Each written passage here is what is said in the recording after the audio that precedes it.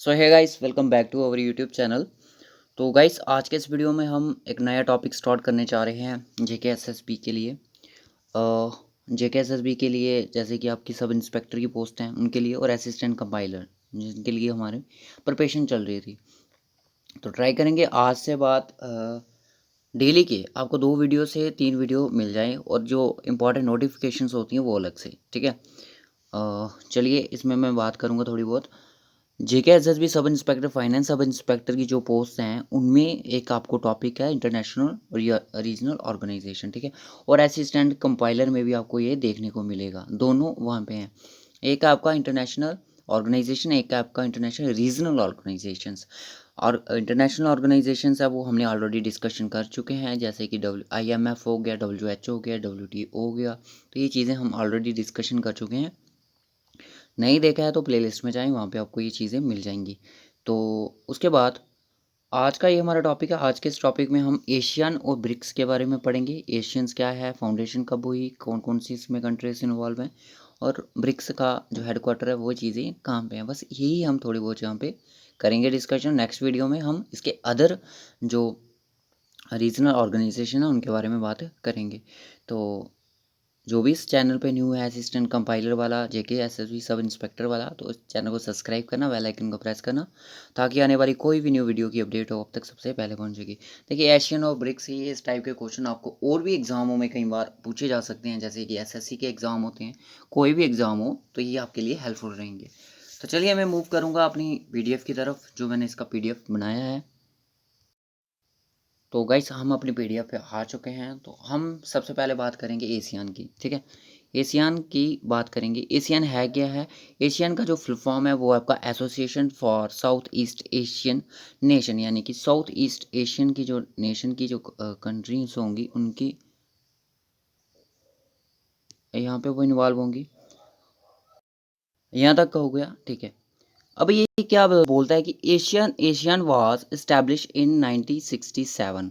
तो सो ये जो इसकी इस्टेब्लिशमेंट हुई थी वो हुई थी, उस टाइम हुई थी बैंकॉक में, ठीक है, बैंकॉक। और इसको वहाँ पे बैंकॉक डिक्लेरेशन के नाम से भी जानते थे, ठीक है। नोट्स बना रहे हो तो इसको नोट डाउन कर ले, डिक्लेरेशन के नाम से भी जानते थे। और यहाँ पे उस टाइम 5 कंट्रीज़ का यहाँ पे इन्वॉल्व है। कौन कौन सी कंट्रीज़ है? इंडोनेशिया है, और मलेशिया है, और फिलीपींस है, और सिंगापुर है, और थाईलैंड है। IMPST ये वहाँ पे कंट्रीज़ थी। उसके बाद by singing the Bangkok declaration, इसको वहाँ पे इन कंट्रीज द्वारा सिंगिंग बैंकॉक डिक्लेरेशन के नाम से भी जाना गया। इसका जो प्राइमरी ऑब्जेक्टिव्स क्या था? सबसे बात तो ये होती है ना, हम अगर कोई चीज़ बना रहे हैं उसका कोई हमें फ़ायदा भी तो होना चाहिए, प्रॉफिट भी तो होना चाहिए कि वो क्या काम करेगी हमारे लिए। तो एशियन का ही जो एक काम था वो था एसिलेट इकोनॉमिक ग्रोथ और through the social progress and culture development. इन चीज़ों में उनका ये मेन मोटिव यही था, प्राइमरीली मोटिव यही था, जिसको ऑब्जेक्टिव कह सकते हैं। तो इनका यही एक काम था कि वो इकोनॉमिक ग्रोथ को बढ़ाएंगे, सोशल प्रोग्रेस लाएंगे, और कल्चर में भी एक डेवलपमेंट होगी, ठीक है। उसके बाद सेकेंडरी ऑब्जेक्टिव इनका ये था कि रीजनल पीस हो गया, जो कि धार्मिक जो भ्रष्टाचार होते हैं, भेदभाव होता है, उस चीज़ को भी हम एक शांति की स्थिति में रखेंगे और स्टेबिलिटी बना के रखेंगे। रूल्स जो लॉ प्रिंसिपल्स होते हैं जो चार्टर द्वारा बनाए जाते हैं, ठीक है, यूनाइटेड नेशन चार्टर द्वारा। ओवर द ईयर्स ब्रूनियल, बढ़ते सालों के द्वार, Brunei, Darussalam, Vietnam, Lao, PDR, Myanmar जिसको वर्मा के नाम से जानते हैं, and Cambodia join ASEAN's taking its strength to 10, ठीक है।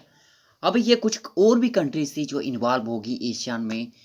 जब इनकी स्ट्रेंथ थी जो एशियन की वो 10 के मुताबिक होगी, ठीक है। पहले तो मैंने 5 बताया, फिर उसके बाद कौन कौन सी आ गई? बुरनी, दरुसलम, वियतनाम, लाओपिडियर, म्यांमार, कंबोडिया, ठीक है। ये कंट्रीज थी यहाँ इसमें इन्वॉल्व होगी। उसके बाद थी unlike the EU, there is a little desire Asians for supranational structures and institutions. Asian countries have celebrated that was become known as Asian Way. इसको एशियन वे के नाम से भी जाना गया। इंट्रैक्शन दैट की नॉन कन्फोरनेशनिस्ट, ये थोड़ा डिटेल में, respect of national sovereignty, critical function of ASEAN. 2003 में क्या हुआ कि ASEAN moved along to establish an ASEAN community comprise 3 pillar. 2003 में एशियन के 3 पिलर बने, कंप्राइजेज हुए 3 पिलर। कौन कौन से थे? एशियन सिक्योरिटी कम्युनिटी था, ठीक है, दूसरा था एशियन इकोनॉमिक कम्युनिटी और थर्ड था सोशो कल्चर कम्युनिटी। ये 3 पिलर बनाए गए 2003 में। इस चीज़ को आपने ध्यान में रखना है। तो होप सो यहाँ तक एशियन क्लियर हो गया हो कि कैसे कैसे क्या हुआ। 1967 में बैंकॉक में इसका फाउंडेशन हुआ। उस टाइम तो 5 कंट्रीज इसमें इन्वॉल्व थी, इंडिया, इंडोनेशिया, फिलीपींस और मलेशिया थी, और भी कुछ थी जिनका नाम भी भूल गया अब इतनी जल्दी, सिंगापुर और थाईलैंड थी। उसके बाद बढ़ते सालों के बाद कुछ 5 कंट्रियाँ उन्होंने इनमें और इन्वॉल्व होगी, जिसमें इसकी स्ट्रेंथ जो 10 होगी। तो उसके बाद इसके 3 पिलर थे और इसको बैंकॉक डिक्लेरेशन के नाम से भी जानते हैं। बस इतना आपको याद रखना है। और इसका जो हेड क्वार्टर है मैं आपको बता दूं, यहाँ पे नहीं लिखा है, क्या नाम है इसका, एशियन का। एशियन का जो हेड क्वार्टर वो आपको देखने को मिलेगा कहाँ पे? इंडोनेशिया, जकार्ता में। इंडोनेशिया में, ठीक है, जकार्ता कुछ ऐसे नाम है, ठीक है। उसके बाद आता है ब्रिक्स आता है। अब ब्रिक्स क्या है? ब्रिक्स है, इसमें हमारा इंडिया भी है, शायद इंपॉर्टेंट क्वेश्चन एग्जाम में आ भी सकता है इसके related. Brazil, Russia, India, China and South Africa भी इसमें इन्वॉल्व था। ब्रिक्स यानी कि ब्राज़ील, रशिया, इंडिया, चाइना और South Africa. It is an acronym for the combined economies of Brazil, Russia, India, China and South Africa. तो ये एक combine था, इकोनॉमिक्स थी किसमें? ब्राज़ील की, रशिया की, इंडिया, चाइना और साउथ अफ्रीका की।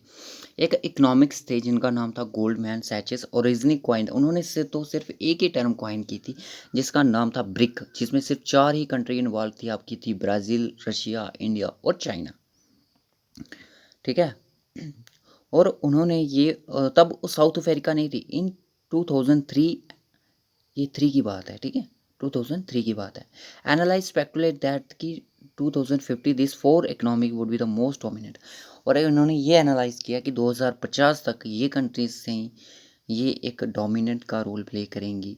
Africa was added to the list on April 30, 2011 creating BRICS. BRICS की जो फाउंडेशन थी वो स्टार्टिंग में तो कॉइन जो टर्म थी 2003 में ही एक जिसका नाम मैंने बताया गोल्डन स्पैक के नाम थे, उन्होंने टर्म कॉइन की थी ब्रिक, जिसका में थी ब्राज़ील, रशिया, इंडिया और चाइना। साउथ अफ्रीका की जो एडिशन थी वो हुई आपकी 30 अप्रैल 2011 में, जब क्रिएटिंग ब्रिक्स बन गया, ठीक है, पूरा का पूरा ब्रिक्स बन गया। 2015 में क्या हुआ कि the 5 BRICS countries represent over the 3.1 million people are about 41% of the world population four out of 5 members excluding South Africa are the top 10 of the world wide population. उसको छोड़ के बाकी जो कंट्रीज थी 10 के अंदर, टॉप 10 के अंदर पॉपुलेशन में आती थी। एज इतना डिटेल डाटा नहीं पढ़ना है आपने। 2018 में क्या हुआ, this 5 Nations war have a combined. 18 में इनका फिर से कॉम्बिनेशन हो गया नॉमिनल जीडीपी के, पूरा डिटेल में बताया इन्होंने, इतना नहीं पढ़ना आपको। As 5 country among the fastest growing market. 11 में 2011 में जब एडअप हुआ तब जो इनकी फास्टेस्ट ग्रोथ थी इनकी जो मार्केट में वो अच्छे से थी। इम्पॉर्टेंट नोट ये था कि Goldman Sachs this is that this countries are a political alliance थी, किसकी तरह? यूरोपियन यूनियन की तरह एक पॉलिटिकल अलायंस थी। और उसके बाद हाँ, leaders from BRICS countries regularly attend the summits. जो भी समिट्स होते थे उनको साथ में ही उनको ज्वाइन करते थे और उनको अटेंड करते थे। और उसके बाद जब भी कोई प्रॉब्लम थी तो एक दूसरे से ये ज्वाइन करते थे और कंसर्न विद ईच अदर, कोई भी प्रॉब्लम इंटरेस्ट लेते थे। Due to low level production cost many companies also cited BRICS as a source of foreign expansion opportunity. बहुत सारी कंपनीज थी जो इसको बताती थी कि एक सोर्स है फॉरेन एक्सपेंशन अपॉर्चुनिटी का, ठीक है। तो बस इतना ही था, आपको इतना डिटेल में नहीं जाना। बाकी इसका जो हेड क्वार्टर है मैं आपको बता देता हूँ। इसका ब्रिक्स का जो हेड क्वार्टर है ये ब्रिक्स के टावर में ही है। ब्रिक्स टावर इसका हेड क्वार्टर है, ठीक है, इस नाम से इसका हेड क्वार्टर है। बाकी आपको नहीं जाना। नेक्स्ट वीडियो में हम कुछ 2-3 और करेंगे, ठीक है, जैसे सार्क हो गया आपका, यूरोपियन यूनियन हो गया, इस तरह की जो रीजनल ऑर्गेनाइजेशन उनके बारे में डिस्कशन करेंगे। जब इसका पूरा PDF रेडी हो जाएगा मैं आपको प्रोवाइड कर दूंगा अपने टेलीग्राम चैनल पे, हमारा फेसबुक ग्रुप पे ज्वाइन कीजिए, उसका भी लिंक आपको मिल जाएगा, या तो सर्च कर सकते हैं आप जेके प्रैक्टिस फेसबुक पे। So okay guys, bye bye, take care. इस वीडियो में बस इतना ही रखेंगे। कमेंट करके ज़रूर बताएं ये वीडियो आपको कैसा लगा। अच्छा लगा हो तो लाइक करें, शेयर करें, कमेंट करें, और ज़रूर बताना नेक्स्ट वीडियो, नेक्स्ट पार्ट भी, और भी बहुत सारे पार्ट इसके अपलोडेड होंगे अभी, क्योंकि बहुत बड़ा टॉपिक है, छोटा नहीं है। तो ओके गाइस, बाय बाय।